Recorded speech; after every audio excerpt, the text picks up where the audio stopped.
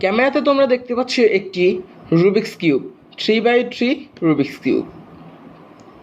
আশা করি সকলেই এই রুবিক্স কিউবটি চিনো, সেজন্য আমার ভিডিওটি আজকে তোমরা দেখছো। আজকের ভিডিওতে আমরা তোমাকে শেখাবো বিভিন্ন পিচ সম্পর্কে। আজকের ভিডিওটি হচ্ছে ইন্ট্রোডিউসিং ভিডিও।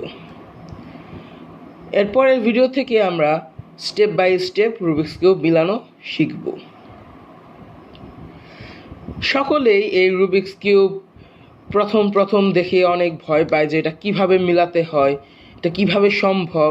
এই ভয়টি শুরুতে আমিও পেয়েছি, কিন্তু আস্তে আস্তে প্র্যাকটিস করতে করতে আমি এটা মিলাতে সক্ষম হয়েছি।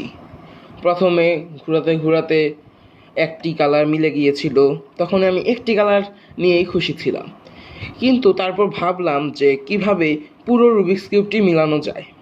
এরপর ইউটিউবে বিভিন্ন ভিডিও দেখে তারপর প্র্যাকটিস করে আমি এটি মিলাতে পেরেছি।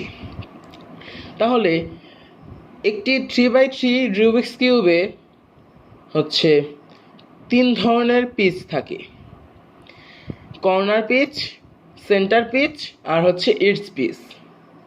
এগুলো কোথায় থাকে আজকের ভিডিওতে আমরা সেটা দেখব। এই 6টি কালারের মাঝখানে যে পিচটি থাকে, এই মাঝখানের পিচটিকে বলা হয় হচ্ছে সেন্টার পিচ। তাহলে সেন্টার পিচ কোথায় থাকে দেখেছো? আচ্ছা, এরপর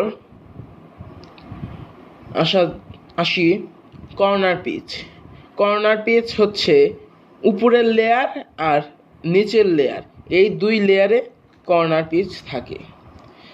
এই 2 লেয়ারের এই চারপাশের পিচগুলোকেই বলা হয় হচ্ছে কর্নার পিচ। এই 4টা আর এই 4টা, এই 4টাকে বলা হয় কর্নার পিচ।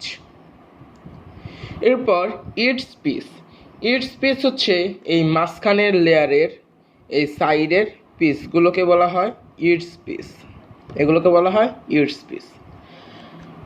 আশা করি সকলেই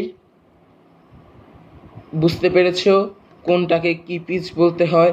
আজকে সর্বপ্রথম তোমরা রুবিক্স কিউবের বিভিন্ন পিচ সম্পর্কে জানলে। এরপরের ভিডিও থেকে আমরা স্টেপ বাই স্টেপ এটি মিলানো শিখব। সেজন্য তোমরা আমার ভিডিওটিকে সাবস্ক্রাইব করে বেল আইকনটি অন করে রাখো। ধন্যবাদ আমার ভিডিওটি দেখার জন্য।